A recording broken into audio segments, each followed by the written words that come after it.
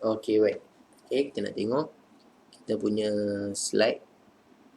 Okey, pada hari ini.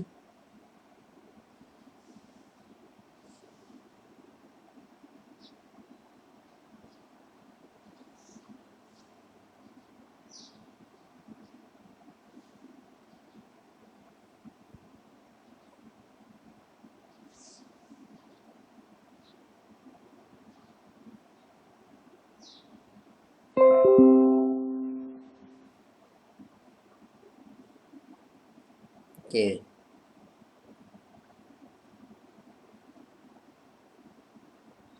Ni dia. Okey.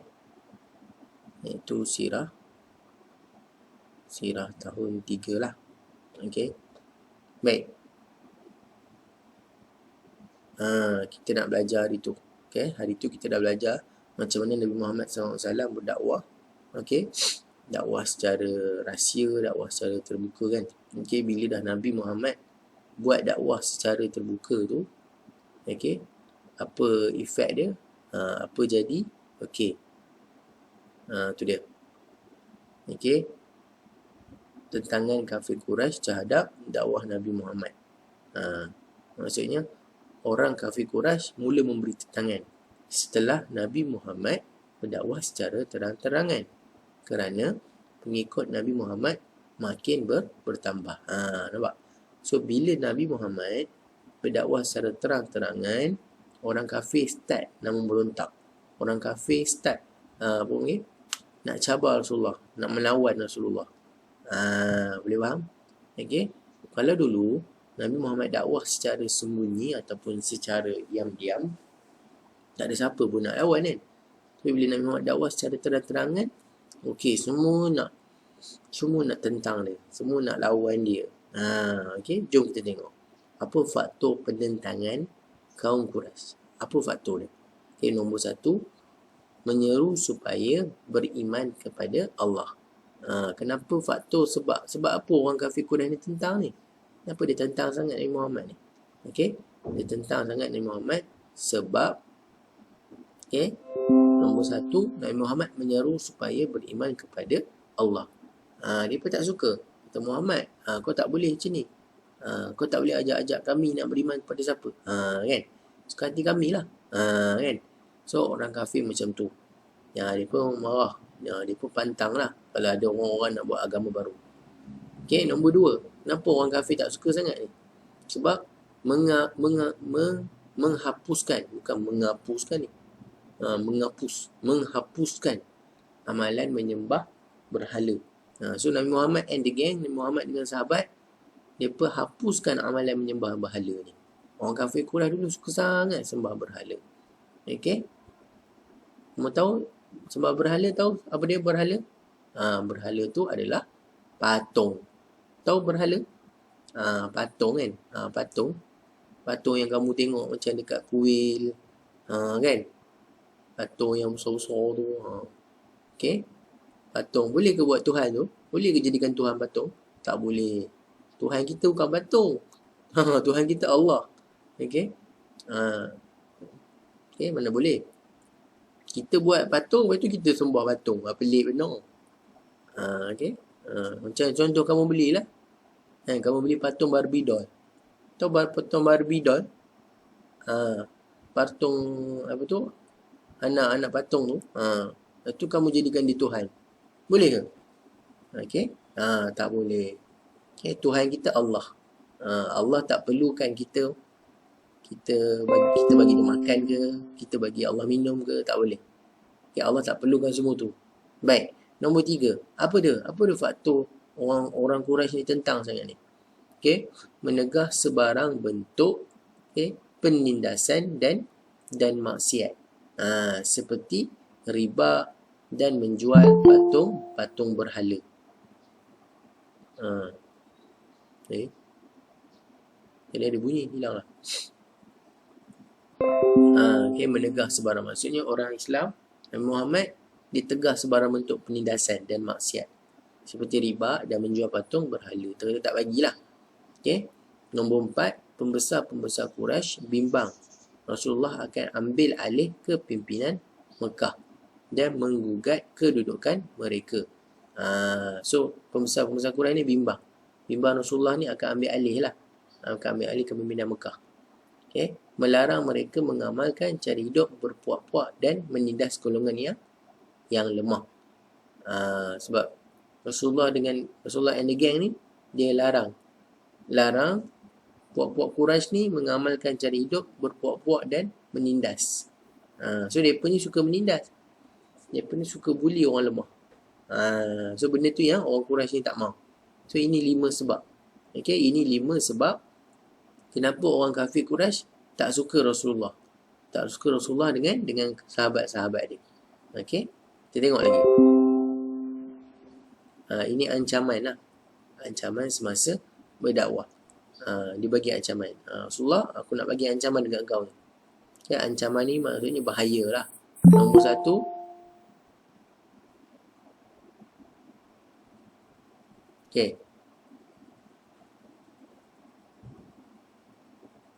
nombor 1, menghentikan urusan dengan Rasulullah. Menghentikan urusan dengan Rasulullah. Mereka akan stop kan. Apa-apalah, jual beli ke apa ke. Nombor 2, rumah Rasulullah dibalik dengan najis unta. Mereka marah sangat sampai mereka balik najis unta kat rumah Rasulullah. Okay. Nombor 3, Rasulullah diejek dan disakiti, terutama ketika Nabi pergi menunaikan solat. Maksudnya dah lah kena baling najis unta kan, lepas tu kena ejek lagi tu. Maksudnya banyak Rasulullah kena, sebab dia nak sampaikan Islam dekat kita sekarang. Okay, cuba kita tengok lagi. Ramai masuk ni.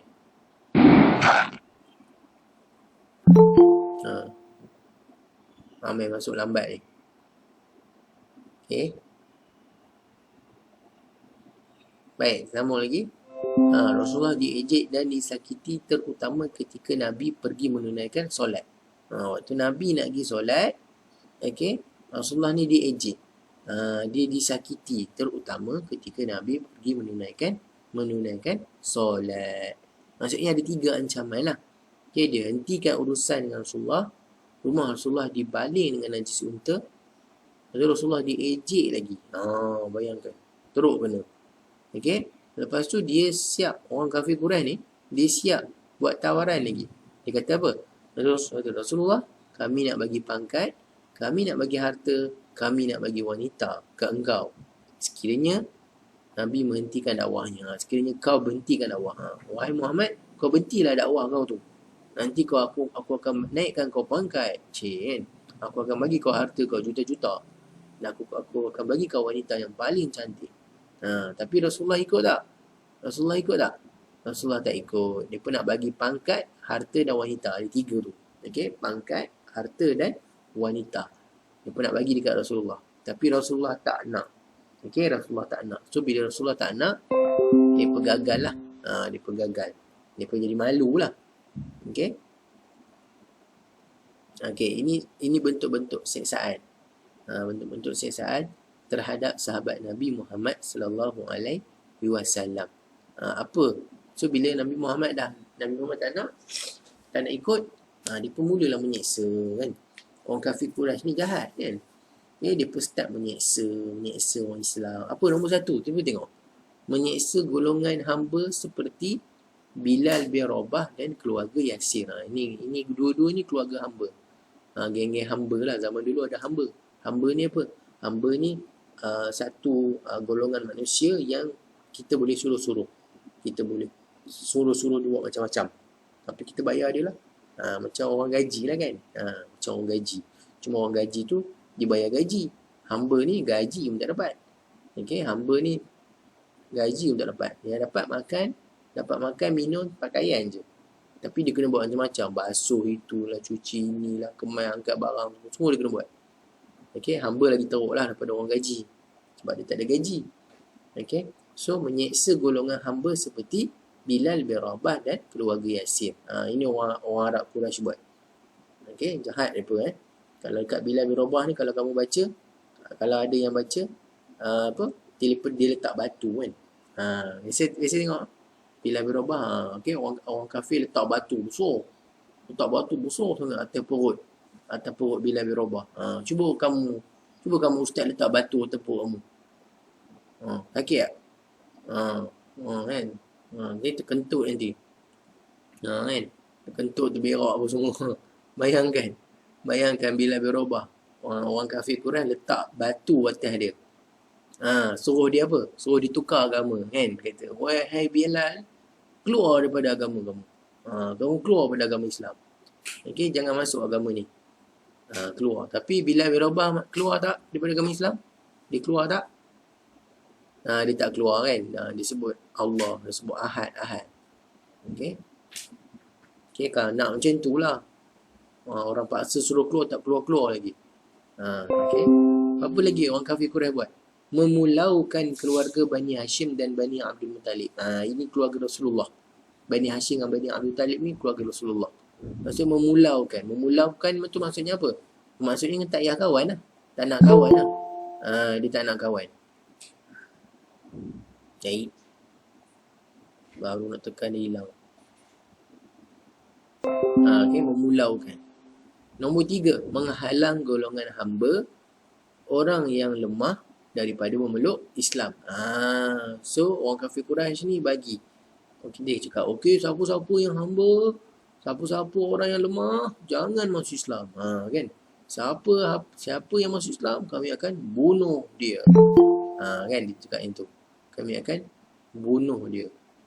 Boleh? So macam tu. So, ada tak orang masuk Islam? Tak ada. Semua takut. Sebab kalau mereka masuk Islam, dia pun mungkin dibunuh. Nombor 4. Mengugut untuk membunuh sesiapa sahaja yang menerima ajaran Islam. Ni Ustaz cakap ni. Siapa yang terima ajaran Islam, kena ugut bunuh. Semua orang takut. Nombor 5. Menghentikan semua urusan dengan orang Islam. So, dia pun stop. Dia pun stop urusan orang Islam. Dia pun tak nak beli barang orang Islam. Dia pun tak nak support orang Islam. Dia pun tak nak jual barang mereka dekat orang Islam. Okay, itu orang kafir Quraisy. Ini 5 bentuk lah. 5 bentuk siksaan terhadap sahabat Nabi Muhammad sallallahu alaihi wasallam. Okay, kamu kena faham kan? Okay, kamu kena faham kan? Jangan hafal. Okay, jangan hafal. Tapi faham kan? Bila kamu faham, bolehlah kamu ingat. Baik, kita tengok lagi. Apa kesan buruk? Bila dia dah buat siasaan ni, apa kesan buruk dia? Kesan buruk dia, okay, tidak berhenti berdakwah. Kesan layanan buruk. So, Nabi Muhammad tidak berhenti berdakwah walaupun menerima layanan yang buruk. Kesan dia. Nabi Muhammad kata, okay, kita jangan berhenti. Kita jangan stop. Baginda tetap bersikap lemah lembut, sabar dan bersedia maafkan orang yang menyakitinya. Okay, Nabi Muhammad tak stop. Kata, biarlah orang kafir Quraisy nak siksa kita. Kita tak boleh stop. Kita kena juga teruskan Islam. Kalau kita stop, okay, macam mana agama ni nak sampai kat seluruh dunia? Okay, lepas tu, apa lagi kesannya? Berkat kesabaran serta semangat juang yang tinggi, akhirnya Rasulullah berjaya menyampaikan ajaran Islam dan mengubah kepercayaan musyrikin Mekah kepada cara hidup Islam. Maksudnya, Rasulullah kesan dia bila dia perseksa kan, bila dia berkata, okay, siapa masuk Islam aku bunuh, siapa masuk Islam aku bunuh, kan orang kafir Quraisy cakap. Rasulullah kata, okay, kita jangan hiraukan, kita jangan peduli, kita teruskan juga. Kan, kita teruskan juga. Rasulullah kata, berkat kesabaran serta semangat, akhirnya Rasulullah berjaya juga. Okay, apa lagi kita tengok? Okay, so ini lepas tu dia berlaku peristiwa hijrah lah. Okay, lepas tu pelajaran kedua, peristiwa hijrah ke Habsyah. Okay, peristiwa lepas tu dia pun kena hijrah. Sebab apa? Sebab apa Rasulullah kena hijrah? Sebab Rasulullah kena hijrah adalah kerana tentangan tu makin kuat. Kan? Sebab dulu kan kamu tahu dakwah terbagi kepada 2 kan. Satu dakwah secara sembunyi, lagi satu dakwah secara terbuka kan. Selepas waktu Rasulullah buat dakwah secara terbuka, ramai orang serang dia. Bukan serang Rasulullah dengan sahabat. Ramai yang serang lah. Boleh? Sebabkan itu Rasulullah kena berhijrah. Apa maksud hijrah? Siapa tahu maksud hijrah? Apa maksud hijrah? Tak tahu. Astisha? Pindah. Siapa cakap tu? Izan. Okey, bagus. Okey, hijrah tu maksud dia pindah. Hijrah maksud dia pindah. Ni siapa buka mic ni? Adam Firas. Okey, tutup mic. Tak boleh tutup lah. Baik. Itu maksud hijrah adalah pindah.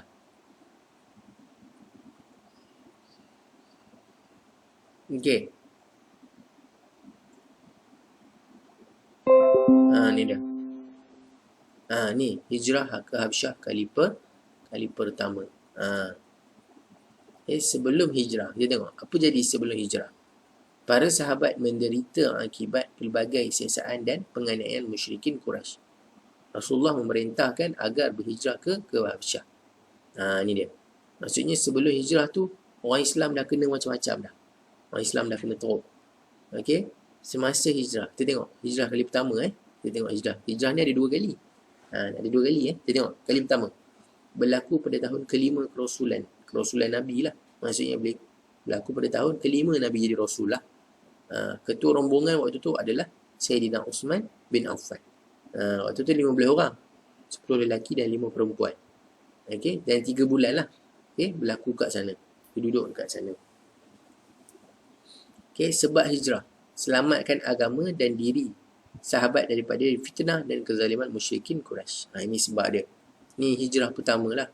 Okay, dia sebelum hijrah sebab dah terlalu banyak dah orang Islam kena bunuh, kena seksa. So Rasulullah kata, okey lah, kita kena hijrah ke Habsyah.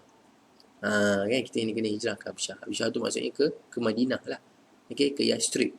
Maksudnya kita dulu kan hijrah dari kota Mekah ke kota Madinah. So maksudnya nak kata mereka kena siksaan ni, kena ni dekat Mekah.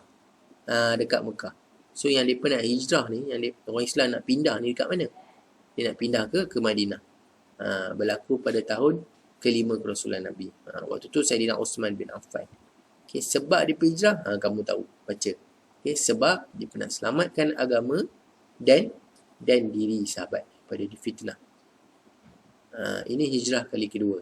Okay, tak apa, nanti kita akan ulang balik slide ni. Okay, hijrah kali kedua ni sebab apa? Keluarga Rasulullah dikepung dan dipulaukan oleh musyrikin Mekah. Maksudnya tadi mereka kena seksa kan. Bila hijrah kali kedua ni, mereka kena kepung pula. So Rasulullah memerintahkan sekali lagi hijrah ke Habsyah.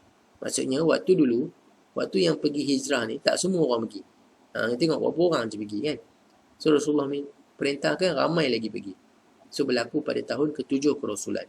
Ketua rombongan ni Ja'far bin Abi Talib. Ada 84 orang waktu tu. 73 lelaki, 11 orang perempuan. Seorang Islam Yaman Abu Musa bin Ash'ari. Tu dia. Baik. Penyiksaan dan penganiayaan terhadap orang Islam semakin hebat. Ini sebab dia. Okay. Kalau tadi sebab hijrah, sebab nak selamatkan kan, dia kena seksa. Okay, nombor hijrah kali kedua, sebab dah seksa tu lagi hebat. Maksudnya bukan? Maksudnya orang Islam dah kena seksa lagi teruk. So takkanlah kita kena seksa, kita nak duduk situ, betul tak? Cuba kamu fikir. Kamu kena pukul. Kan, kamu kena pukul. Tiba-tiba kamu relax kat rumah. Ada ke macam tu? Ada ke? Mesti kamu lari kan? Mesti kamu lari dari rumah. Ataupun report polis kan? Kan? So, macam tu lah juga. Okay, macam tu lah juga dengan hijrah ni. Mereka dah kena seksa lah. So, mereka kena berhijrah, kena berpindah. Baik. Ini jarak dia. Ini yang Ustaz kata daripada Mekah ke Madinah. Maksudnya daripada Mekah ke Habsyah. Nampak ni perjalanan dia. Jarak Mekah ke Habsyah, tengok tu. Jauh ke dekat? Tu tengok, jauh ke dekat? Okay, 1423 km. Ini kalau naik kereta ni berapa hari nak sampai ni? Betul tak? Okay, kalau Ipoh ke KL 3 jam. Ipoh ke KL 3 jam, lama dah kan? penat kan. Ini 1423. Okey. Kalau naik kereta 10 hari pun tak sampai lagi. Okey, 10 hari pun tak sampai lagi. Okey, jauh. Jauh sangat-sangat. Dia makan masa lebih daripada 10 hari perjalanan. Tambah zaman dulu bukan naik kereta. Zaman dulu naik apa? Zaman dulu naik apa? Naik unta. Naik unta. Naik unta. Unta laju ke lambat? Unta lambat kan?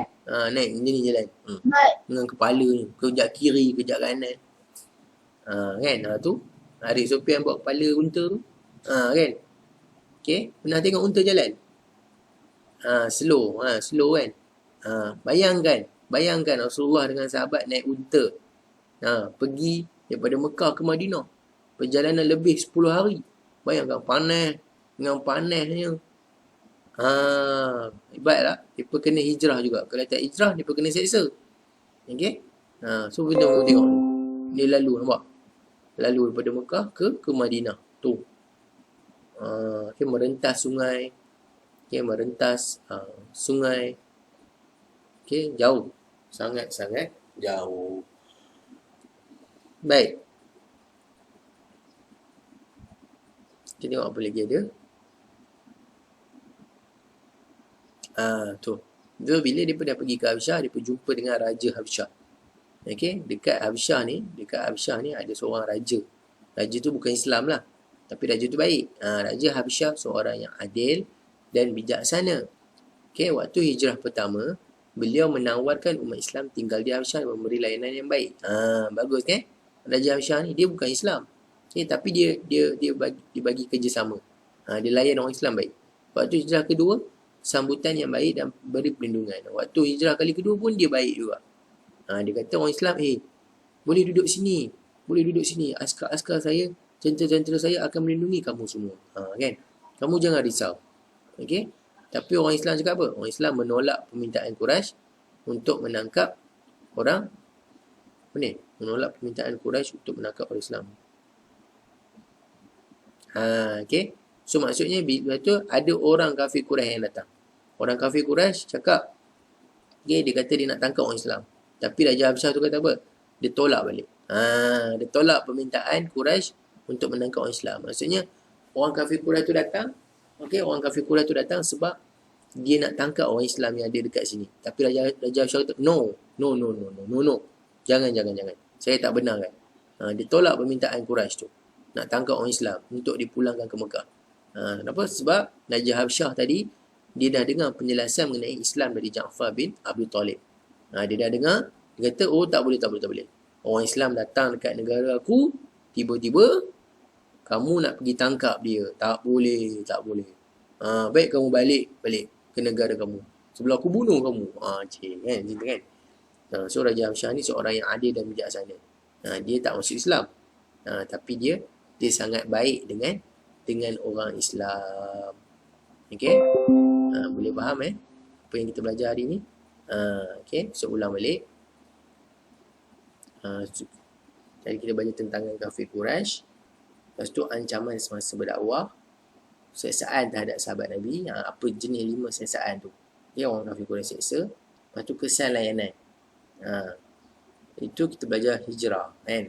Lepas dah nak orang sahabat-sahabat Nabi kena seksa, Nabi kena hijrah. So hijrah berlaku 2 kali. Hijrah kali pertama, hijrah kali kedua. Okay, lepas tu kat mana ni peta dia. Maksudnya hijrah daripada Mekah ke Madinah, ke Habsyah. So bila dah pergi Habsyah, jumpa pula dengan Raja Habsyah. Raja Habsyah baik ke tak? Baik. Dia bagi perlindungan dekat orang Islam. Okay, so itu adalah kita punya pelajaran pada hari ini. Okay, tentang tentangan orang kafir Quraisy. Okay, maksudnya mereka kena teruk. Lepas mereka dah kena teruk, mereka kena berhijrah. Okay, hijrah tu apa? Hijrah tu adalah pindah. Maksudnya kena pindah lah. So hijrah tu berlaku 2 kali. Mereka hijrah kali pertama, mereka ingat tak ada apa-apa lagi. Rupanya apa? Rupanya kena teruk lagi. Sebab tu yang berlaku hijrah kali kedua. Kan? Ada 2 kali hijrah. Okey, boleh Boleh faham? Okay. Nanti kamu kena ulang kaji balik lah. Okay, Ustaz terang-terang kat sini. Kamu bukan ada yang faham sangat tu. Ustaz tahu. Tapi macam mana nak belajar terus faham kan? Dia kena belajar banyak kali barulah faham. Okay. Boleh Nick okey ni? Main kursi pula. Okay, ada siapa-siapa nak tanya soalan? Nak tanya pasal kita punya hijrah tadi? Boleh tanya